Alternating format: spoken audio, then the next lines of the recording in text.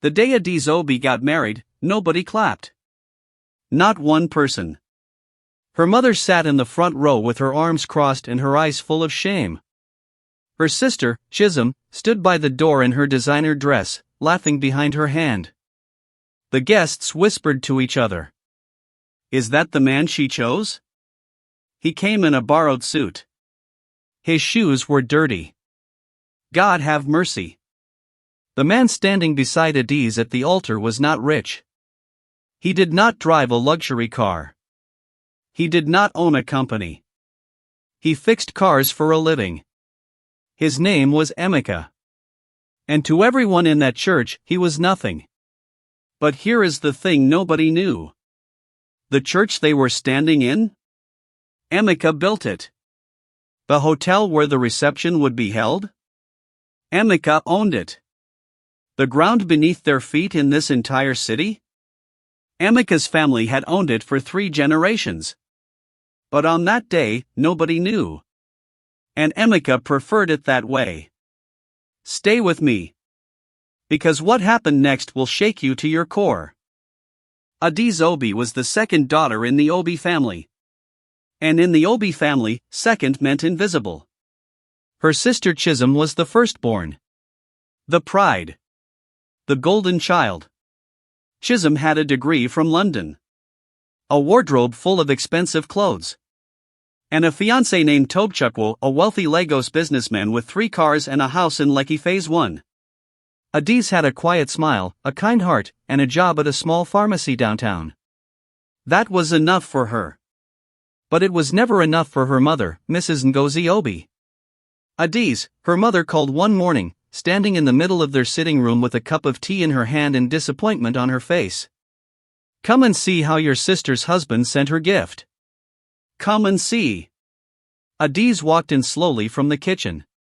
On the table was a gold necklace inside a velvet box. Beside it, a card that read, * for my queen. From Tob, *. Her mother held it up like a trophy. This is what a real man does. This is what love looks like. Adiz looked at the necklace. She nodded quietly. It's beautiful, Mama. Beautiful? Her mother laughed. It's not just beautiful. It's a sign. A sign that Chisholm made the right choice. She chose wisely. She set the box down and looked at Adiz. When will you do the same? Adiz said nothing. She had learned a long time ago that silence was safer. 3 weeks later, her mother called a family meeting. Adiz sat in the corner, her hands folded in her lap. Her father, Chief Obi, sat at the head of the table. He was a quiet man. A good man. But a man who had learned to follow his wife's lead years ago. Her auntie Bridget was there. Her uncle Nkem. 2 cousins she barely spoke to. Her mother stood up. I have found a husband for Adiz. Adiz's head snapped up. His name is Mr. Femi Adekunle. He is 41 years old. He runs an import business. He has a house in Victoria Island. He drives a Mercedes. He comes from a good family. The room nodded. Adiz's heart dropped. She had met Mr. Femi once, at her uncle's birthday party. He had stared at her the whole night. He had spoken to her like she was a child. He had laughed too loudly and smelled like too much cologne. She did not like him. She did not trust him. Mama, she said carefully. I don't. You don't what? Her mother turned sharply. I don't know this man. You will know him. Marriage is for knowing. Mama, please. Adiz. Her mother's voice filled the room. You are 28 years old. 28. Do you want to die alone? Do you want to embarrass this family? Chisholm is getting married to a wealthy man. What will people say if you come with nothing? What will they say about me? Adiz looked at her father. He looked at the table. She looked at her auntie Bridget. She shrugged. She was alone. She always was. 2 days after the family meeting, Adi's car broke down. She was on her way home from the pharmacy, tired and heartbroken, when the engine started smoking. She pulled over on the side of a quiet road, stepped out, and stared at the car like it had personally betrayed her. She didn't know anything about cars. She didn't know who to call. She sat on the ground beside the road, her head in her hands. That was when she heard footsteps. "You need help?"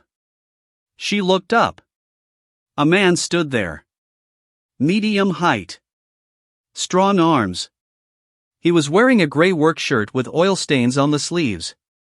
His hands were dark with grease. He had a calm face.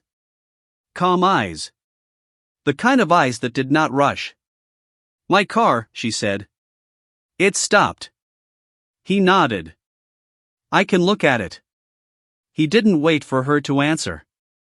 He just walked to the front of the car, lifted the hood, and looked inside. Adi stood and watched him. He worked quietly. No big talk. No showing off. He just fixed what needed fixing. After about 20 minutes, he closed the hood. "Try it now." She got in and turned the key. The engine started. She got out of the car. "How much do I owe you?" He shook his head. "Nothing." "Nothing?" It was a small thing. She looked at him. "Thank you." "Really? What's your name?" "Emika," he said. "I'm Adiz." He nodded. And then he walked away. She watched him go. There was something about him she couldn't explain. Something quiet. Something real. She saw him again the next week. And the week after that. He ran a small mechanic workshop 2 streets from the pharmacy where she worked. She started going there for lunch sometimes. Not because she planned to. Just because she walked past, and he would be there, working quietly, and sometimes he would look up and nod. They began to talk. Small things at first. About the weather. About the neighborhood. Then bigger things. About life. About what they wanted. About what they feared. Emika never talked about money. He never mentioned what he owned or what he had. He only talked about what mattered to him. "I like quiet things," he told her one afternoon, sitting outside his workshop with a bottle of water. "I like when things are real." "What do you mean, real?" she asked. "People who don't perform," he said. "People who just are." She understood exactly what he meant. Because she had spent her whole life performing for a family that never clapped anyway. When she told her mother she had met someone, her mother was excited. When she described him, her mother's face changed. "A mechanic?" "Yes." "A car mechanic?" "Yes, Mama." Her mother sat down slowly, like the news had physically weakened her. "Adiz. Are you sick?" "Mama. Are you under a spell? Has someone done something to you? Let me call Pastor Emika." "Mama, nobody has done anything to me. He's a good man. He's kind. He is poor." Her mother stood up. "He is a poor man with dirty hands and no future. And you are sitting here telling me you want to marry him?" "I didn't say marry. You are 28 years old, Adiz. Every choice you make now is about marriage." Adiz closed her eyes. "He makes me feel like a person," she said quietly. Her mother stared at her like she had said something in a foreign language. "Feelings," she said finally. "You want to eat feelings? You want to pay school fees with feelings? You want to grow old with feelings while your mates are living in mansions? Chisholm is not happy, Mama. She cries every time Tobe travels." Her mother's face darkened. "Don't compare yourself to your sister. Chisholm is doing the right thing. And you are about to destroy your life." 3 months later, Adiz and Emika were still talking. Still meeting. Still becoming something neither of them had named yet. He rented a small flat in a quiet part of town. The walls were plain. The furniture was simple. But it was clean. And it was peaceful. The first time she came to visit, she stood in the doorway and looked around. "It's small," he said, watching her. "It's enough," she said. He smiled. It was the first real smile she had seen from him. It changed his whole face. She brought food that evening. Rice and stew she had made herself. They sat at his small table and ate and talked until it was dark outside. "Tell me something nobody knows about you," she said. He thought about it. "I have a brother," he said. "We haven't spoken in 4 years." "What happened?" "He wanted me to live a certain kind of life. I didn't want to." "And you walked away?" "I stepped back," he corrected. "There's a difference. Walking away means you don't care. Stepping back means you're watching from a place that's safer." She looked at him. "You think a lot," she said. "I think carefully," he said. "There's a difference." She laughed. It felt like the first real laugh she had had in months. He came to her neighborhood one Sunday with a small bag of groceries. She was sitting outside when he arrived. Her neighbor Mrs. Ifioma saw him from across the street. She came closer, looked at him up and down, and turned to Adiz. "This is the man," she whispered, not quietly enough. "Yes," Adiz said. Mrs. Ifioma looked at Emeka's old car. His simple clothes. His calm face. She said nothing. But her face said everything. Emeka did not flinch. He greeted Mrs. Ifioma with full respect. "Good afternoon, Ma." She mumbled something and walked away. Adiz looked at Emeka. She was embarrassed. He shook his head gently. "Don't worry about it." She was rude. "People look at what they can see," he said. "They can't help it." She studied him. "Doesn't it bother you? When people judge you?" He was quiet for a moment. "It used to," he said. "But I've learned something. The people who matter, they look deeper. The people who don't look deeper, they were never going to matter." She felt something shift inside her chest. She was falling. She was completely falling. 2 months before Chisholm's wedding, Mrs. Obi issued an ultimatum. "Either you bring Mr. Femi to this house by the end of the month, or you are not welcome at your sister's wedding." Adiz stood very still. "Mama." "I mean it, Adiz. I am not joking with you. You would ban me from my sister's wedding?" "I would ban embarrassment from my sister's wedding," her mother said coldly. "If you come with that mechanic, that is what you will bring. Embarrassment." Chisholm said nothing. She stood in the corner of the room, looking at her phone. Adiz looked at her. "Chisholm. Say something." Chisholm glanced up. "Mama knows best." That was all.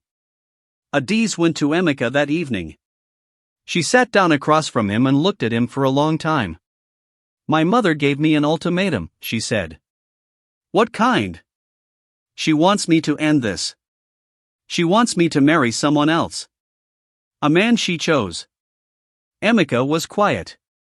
"And what do you want?" he asked. "I want to know the truth," she said. "Who are you, Emeka? I feel like there are things you don't tell me." He looked at her steadily.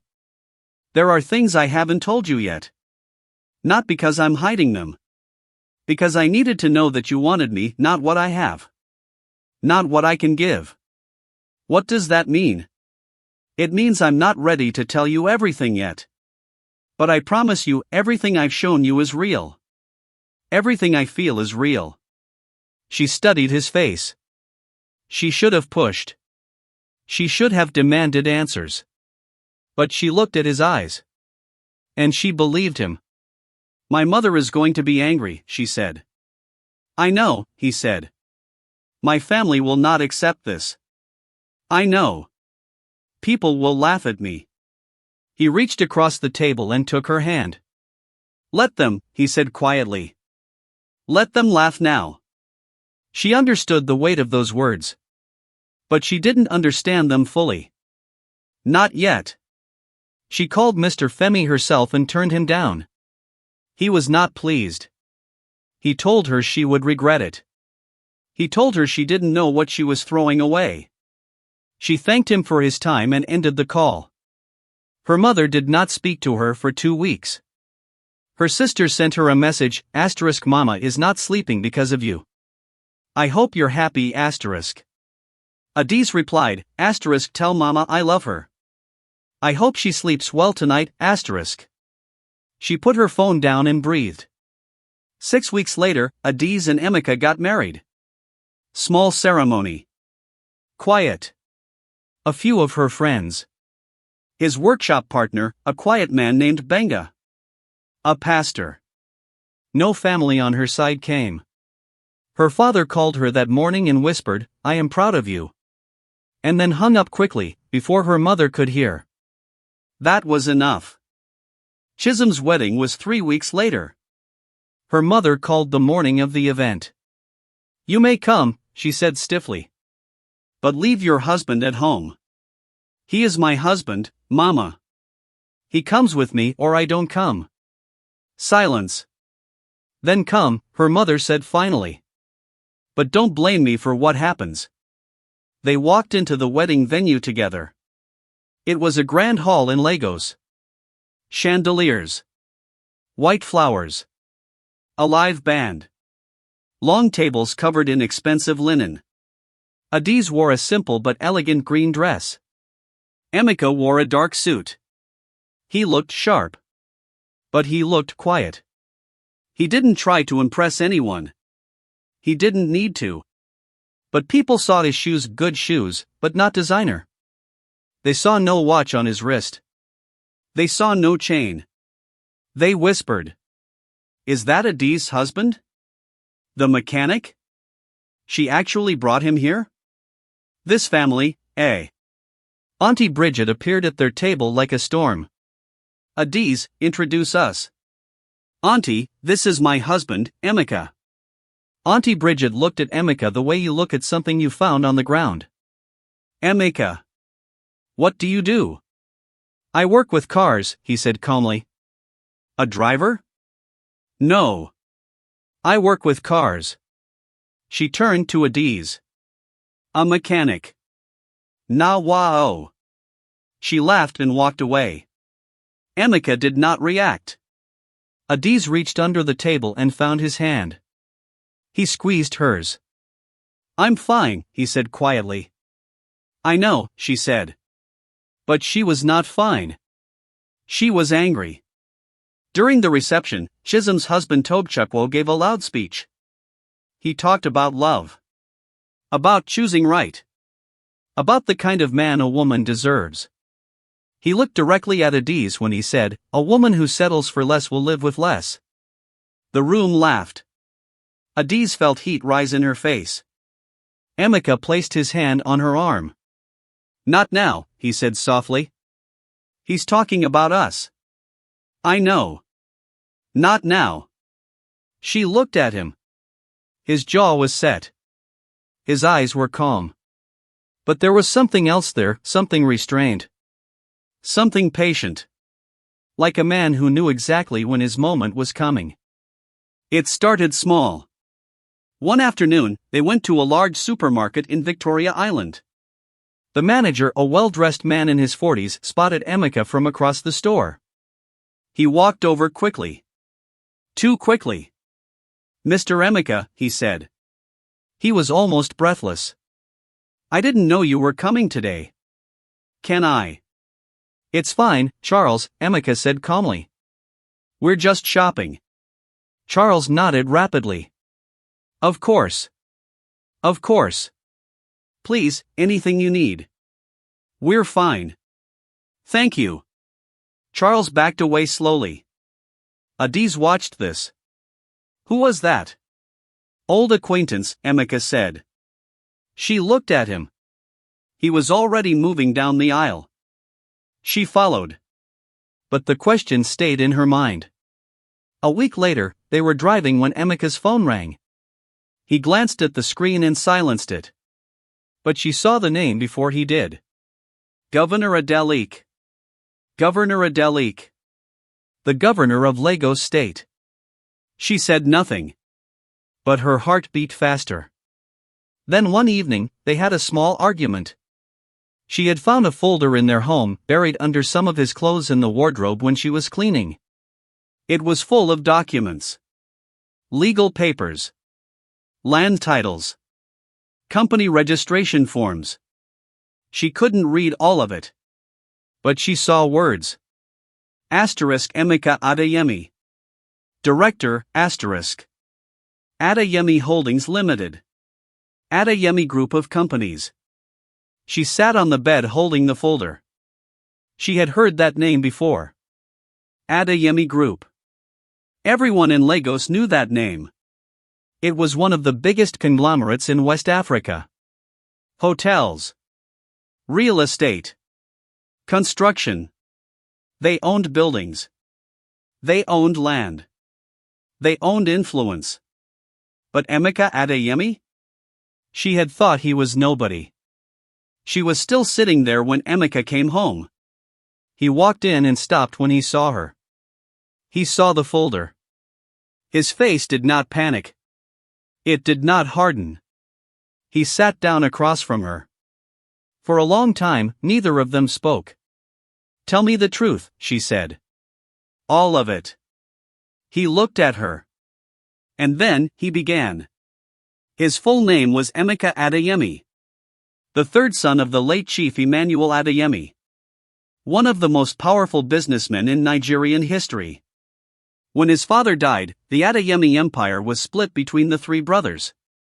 Emeka's portion alone was worth billions. But Emeka had walked away from that world.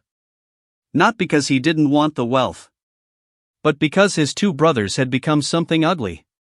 Arrogant. Cold. They used money as a weapon. They bought people. They discarded people. He had watched their marriages collapse. Their relationships become transactions. Their friends become enemies. He did not want that life. So he stepped back. He built his own mechanic workshop. He lived simply. He drove a regular car. He wore regular clothes. He wanted to find something real. He wanted to find someone real. Someone who would look at him, just him, and choose him. Adiz sat and listened until he was done. Then the room was silent. "How long were you going to wait?" she asked. "Until I was sure," he said. "And now?" "I've been sure for months," he said. "I was trying to find the right time." Her hands were shaking. "Emeka. Adiz. Everything I showed you was real. Everything I felt was real. The only thing I hid was paper. Not people. Not love." She stood up. She walked to the window. Outside, the city was buzzing. Cars. Lights. Life. She thought about her mother's voice. "He is a poor man with dirty hands and no future." She thought about Auntie Bridget's face. A mechanic. Na-wa-o, asterisk. She thought about Tobchukwa's speech. "A woman who settles for less will live with less." She started to laugh. Softly at first. Then louder. She laughed until she cried. Emeka watched her. "Are you okay?" he asked. She turned to face him, tears on her cheeks and a smile on her face. "They have no idea," she whispered. The Adeyemi Group annual gala was held at the Adeyemi Grand Hotel in Lagos Island. A building that stood 42 floors high. Glass and marble and light. Emeka's building. He had been avoiding these events for 2 years. But this year, he decided it was time. He told Adiz 1 week before. "I want you to come with me." "To the gala?" "To my world," he said. "As my wife." "In front of everyone." She looked at him steadily. "Will my family be there?" "Tobchukwa does business with my elder brother," he said. So yes. They will be there. She was quiet for a moment. Then she smiled. Tell me what to wear. The night of the gala, Adiz stood in front of a mirror. She wore a deep burgundy gown, elegant, fitted, expensive. Emika's stylist had come that morning with 3 options. She had picked this one herself. Her hair was done. Her jewelry was simple and stunning. Real diamonds. Nothing flashy. Just real. Emika appeared behind her in the mirror. He wore a black tuxedo. He looked different out of his work clothes. He looked like what he was. Powerful. Quiet power. The most dangerous kind. Ready? He asked. She met his eyes in the mirror. Ready. They arrived at the hotel in a black Rolls-Royce. The moment the car door opened, cameras flashed. Staff lined the entrance in neat uniforms. The general manager of the hotel, a tall man named Mr. Ease, came forward immediately. Mr. Adeyemi, he said, nearly bowing. Welcome, sir. Everything has been prepared. Emika nodded.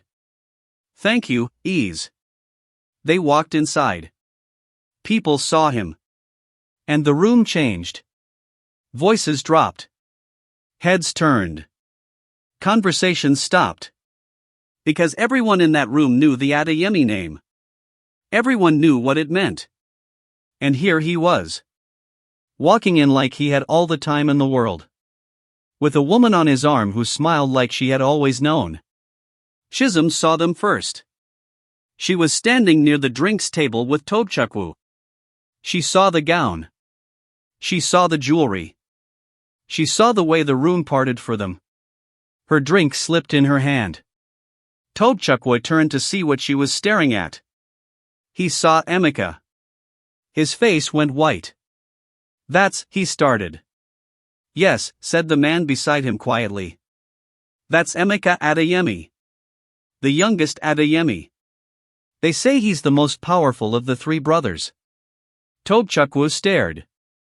He was at your wedding, the man said. Didn't you know? Tobchukwu said nothing. He was remembering his speech. A woman who settles for less will live with less. He felt sick. Auntie Bridget appeared from the crowd with her husband. She saw Emika greeting senior officials. Governors. Businessmen. Ministers. She saw the way they looked at him. Not down. Not sideways. Up. They looked up at him. She turned to find Adiz standing right beside her. Adiz smiled. Good evening, Auntie. Auntie Bridget's mouth opened. Nothing came out. I see you've met my husband, Adiz said pleasantly. She walked away before her aunt could answer. Mrs. Ngozi Obi arrived late. She had come because Chisholm had called her urgently. She walked into the gala in her best lace blouse and her gold jewelry, looking for familiar faces. She found her daughter. Standing in the center of the room. Laughing with a senator's wife. Wearing diamonds. Radiant. A man by her side who the whole room treated like a king. Mrs. Obi stood still. She looked at her daughter. And for the first time in years, she had no words. Later, Emika's elder brother Chinita made the formal announcement at the event. He stood at the podium and gestured to Emika in the audience. Many of you know the Adeyemi name. Tonight, I want to recognize the brother who has always quietly kept this family grounded. Our youngest brother, Emika Adeyemi. And his wife. Applause filled the room. Long, genuine applause. Adiz sat straight and smiled. Emika glanced at her and said nothing. He didn't need to. That night, on the drive home, neither of them spoke for a long time. Then Adiz said, "You should have told me earlier." "I know," he said. "I deserved to know." "You did." "I'm angry." "I know."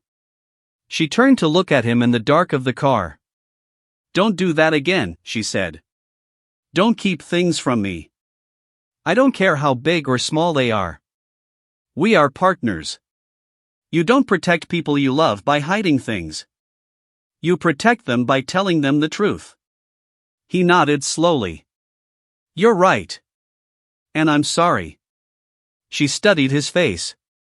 Were you ever afraid I would leave when I found out? He thought about this honestly. Yes, he said. I was afraid you would feel tricked. I did feel tricked. I know. But I also understand why, she said.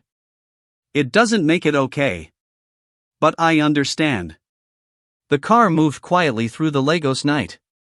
Emeka, she said finally. Yes.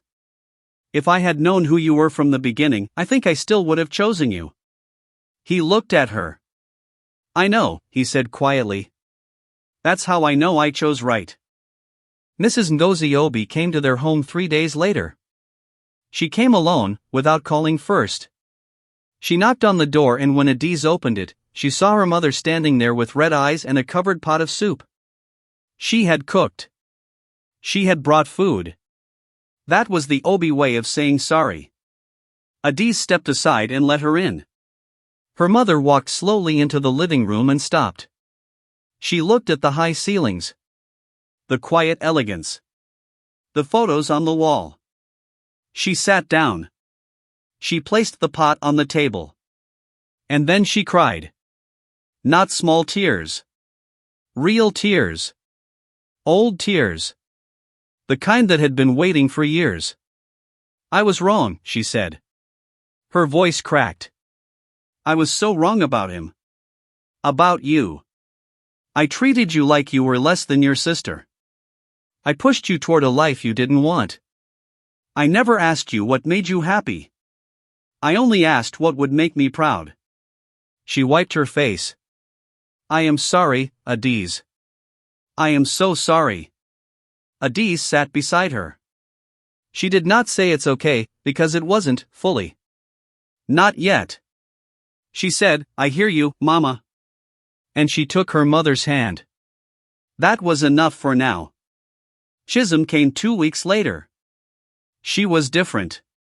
Quieter. Something had shifted in her. She sat across from Adiz in the kitchen and spoke honestly for the first time in their adult lives. I always competed with you, she said. Because I thought I was supposed to be better than you. Mama said so. Not in words. But in every choice she made. She paused. And you never competed back. You just lived. I tried to, Adiz said. I envied that, Chisholm said. I still do.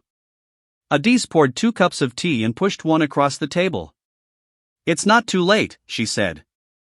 To live how you want. Chisholm looked at the tea. Maybe, she said. It was a beginning. One evening, 6 months after the gala, Adiz sat on the balcony of their home. The real home, not the simple flat, though she had loved that too. Their proper home now. High above Lagos, with the city spread below them like a breathing, glowing thing. Emeka came and sat beside her. He handed her a glass of cold water. She took it. Are you happy? He asked. She looked at the city. She thought about everything. The little pharmacy. Her mother's voice. The church with no clapping. The road where her car broke down. His calm eyes looking at her from across a broken engine. Yes, she said. Are you? He looked at her.